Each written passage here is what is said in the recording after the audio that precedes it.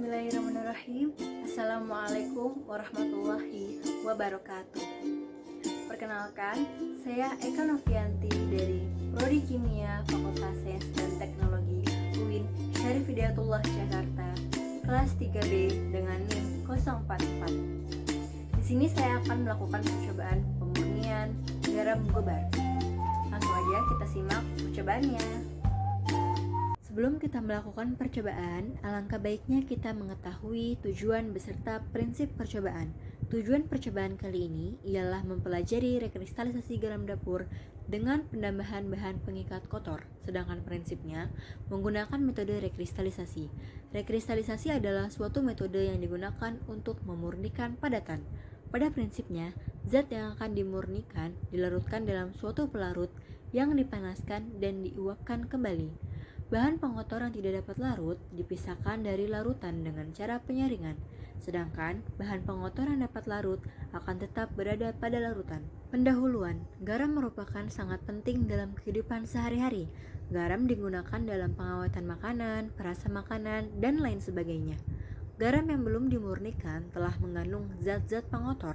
Untuk itu, perlu diadakan pemurnian untuk meningkatkan kualitas garam yang diperoleh dari laut dengan berbagai macam cara, seperti kristalisasi bertingkat, rekristalisasi, pencucian garam, dan pemurnian dengan penambahan bahan pengikat kotor.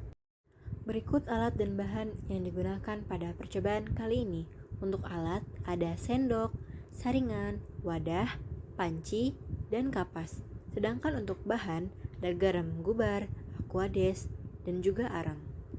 Prosedur kerja pada percobaan ini diawali dengan mengambil 4 sendok garam gobar, kemudian dimasukkan ke dalam wadah. Lalu, tuangkan aquades ke dalam wadah. Kemudian, aduk hingga larut. Setelah larut, tuangkan larutan ke dalam panci sambil disaring menggunakan saringan dan juga kapas.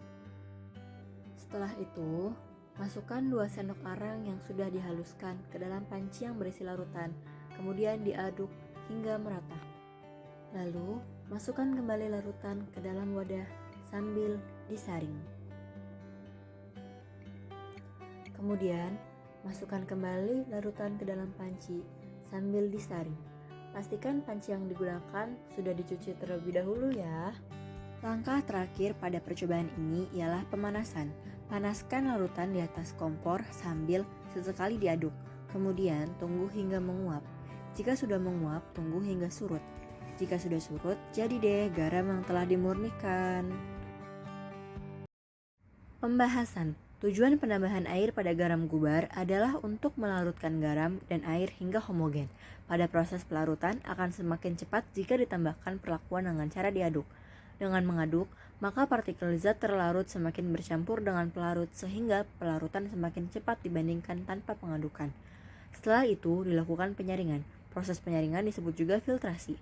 Filtrasi adalah proses penyaringan untuk menghilangkan zat padat tersuspensi dari air melalui media berpori. Filtrasi dapat juga diartikan sebagai proses pemisahan dengan cara melewatkan liquid melalui media berpori atau bahan berpori untuk menyisihkan atau menghilangkan banyaknya butiran halus zat padat tersuspensi dari liquid. Selanjutnya, tujuan penambahan arang adalah agar zat pengotor pada larutan garam gobar dapat diserap oleh permukaan arang yang telah dihaluskan.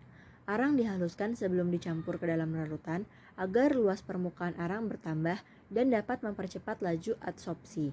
Peristiwa penyerapan substansi pada permukaan zat padat.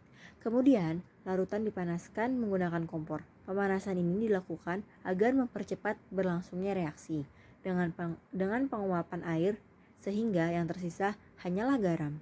Berikut perbandingan garam sebelum dan setelah percobaan.